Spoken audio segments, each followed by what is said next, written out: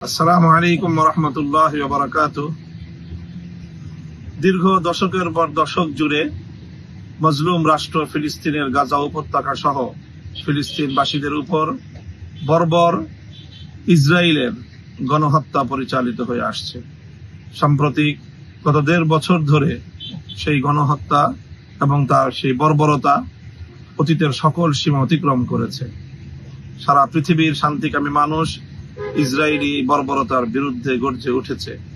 বাংলাদেশ থেকে আমরা দলমত নির্বিশেষে সকলে একযোগে ইসরায়েলের এই বর্বরতার বিরুদ্ধে গাজাবাসীর এবং ফিলিস্তিনের মুক্তির লক্ষ্যে আমরা একটি জোরালো আওয়াজ তুলতে চাই। প্যালেস্টাইন সলিডারিটি মুভমেন্টের পক্ষ থেকে আগামী ১২ এপ্রিল শনিবার বিকেল ৩টায় শাহবাগ থেকে মানিক মিয়া এভিনিউ পর্যন্ত এক সর্বদলীয় মানবতার বিশাল প্রতিবাদী বিক্ষোভ মিছিল অনুষ্ঠিত হবে। সেই মিছিলে আমি অংশগ্রহণ করব।